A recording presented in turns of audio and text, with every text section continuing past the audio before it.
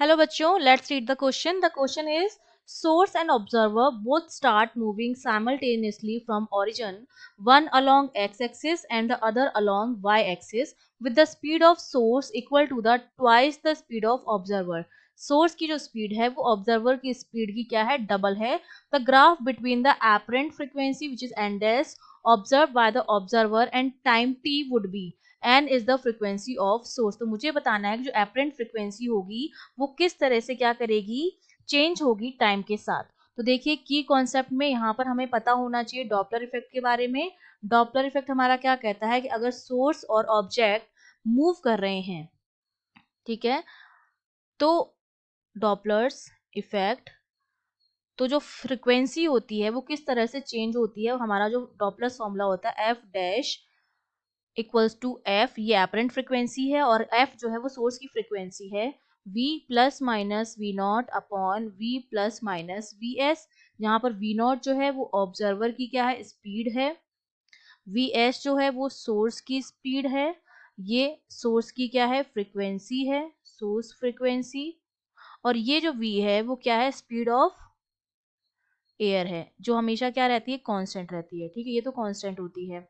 तो अब देखिए हमें बोला जा रहा है कि हमने एक एक्स एक्सिस ले ली. सपोज ये मेरे पास एक्स एक्सिस है और ये मेरे पास वाई एक्सिस है. मैंने मान लिया कि वाई एक्सिस पर मेरा ऑब्जर्वर है.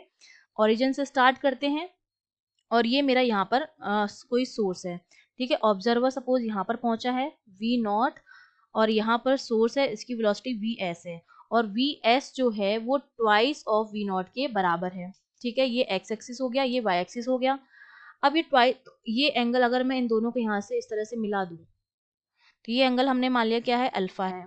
और ये एंगल मैंने मान लिया क्या है, बीटा है. ठीक है, तो ये एंगल बीटा है तो ये वाला एंगल भी क्या हो जाएगा, बीटा हो जाएगा. तो कंपोनेंट जब हम निकालेंगे वेलोसिटीज के, वो हमारे कंपोनेंट क्या आएंगे, एस इस डायरेक्शन में जा रहा है. यहाँ पर जो पॉइंट है वो हमारा पी है, ये पॉइंट मैंने मान लिया है ओ है. ठीक है, और ये मैंने मान लिया क्यू है. तो हमें पता है अगर वेलोसिटी डबल है सोर्स की तो जो डिस्टेंस होगी वो भी डबल होगी. ये वाली जो डिस्टेंस है ओ क्यू वाली वो क्या होगी, डबल होगी टू द ओ पी के, क्योंकि वेलोसिटी डबल है तो डिस्टेंस भी क्या हो जाएगी, डबल हो जाएगी. ठीक है, मतलब जो ओ एस ये मेरा होगा ओ क्यू, सॉरी, ये जो मेरा ओ क्यू होगा वो किसका होगा, ओपी का क्या होगा, डबल होगा. ठीक है, क्योंकि वेलोसिटी डबल है, ट्वाइस ऑफ ओ पी के बराबर होगा, ये मैंने मान लिया है. अब अगर मैं कॉस अल्फा की वैल्यू निकालूं तो देखिए इस तरह से ये वाली चीज मेरे पास है 2, ये है 1, क्योंकि ओपी जो है वो इसका डबल, ओ क्यू इसका डबल है तो ये 1 है, ये 2 हो जाएगा तो ये मेरा कितना आ जाएगा, √5 आ जाएगा पाइथागोरस थ्योरम से. तो कॉस अल्फा तो मेरा हो जाएगा 2/√5 और साइन कॉस बीटा जो मेरा हो जाएगा, सॉरी, कॉस बीटा जो मेरा हो जाएगा वो कितना हो जाएगा, 1/√5. तो अब वेलोसिटीज जो है वो मुझे पता चल गई हैं. इसकी जो जाएगी वी नॉट कॉस बीटा हो जाएगी और इसकी जो जाएगी वी नॉट कॉस अल्फा हो जाएगी. इसकी वी एस की इसका कंपोनेंट जब हम निकालेंगे इस डायरेक्शन में, कॉस का कंपोनेंट क्योंकि इस डायरेक्शन में मूव कर रहा है तो कॉस के साथ यहाँ पर इस डायरेक्शन में इसकी आएगी और इस डायरेक्शन में इसकी आएगी. तो इसकी हमारे पास हो जाएगी वी एस कॉस अल्फा और इसकी कितनी हो जाएगी, वी ओ कॉस बीटा.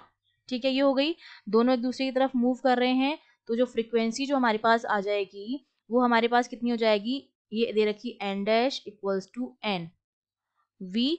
अब ऑब्जर्वर जो है वो सोर्स की तरफ आता है, जब सोर्स की तरफ आता है तो वी माइनस करते हैं हम वेलोसिटी उसकी ऑब्जर्वर की. कितनी है ऑब्जर्वर की velocity, v naught cos beta, beta की वैल्यू कितनी है, कॉस बीटा लिख देते हैं अभी तो, अपॉन सोर्स भी ऑब्जर्वर के पास में जा रहा है. सोर्स अगर पास में जाता है तो वेलोसिटी जो होती है वो ऐड होती है plus V S cos alpha.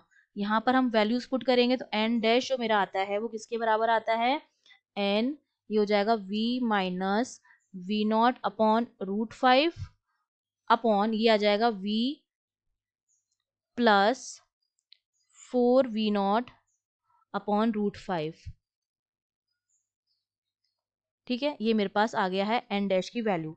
तो ये जो ब्रैकेट में जो वैल्यू है ना v minus v naught upon √5, क्योंकि डिनोमिनेटर जो न्यूमिनेटर है वो उससे बड़ा, इसकी वैल्यू जो हो जाएगी, इस पूरे की जो वैल्यू आएगी वो लेस देन 1 आएगी. अगर ये लेस देन 1 आएगी तो जो मेरा एन डैश होगा वो भी लेस देन क्या आएगा, एन आएगा। मतलब एन की जो वैल्यू होगी वो ज्यादा होगी एन डैश से, लेकिन एन डैश जो होगा मेरा वो क्या आएगा, कांस्टेंट आएगा, टाइम पर डिपेंड नहीं कर रहा है तो कांस्टेंट आएगा। लेकिन एन ऊपर होगा एन डैश नीचे होगा।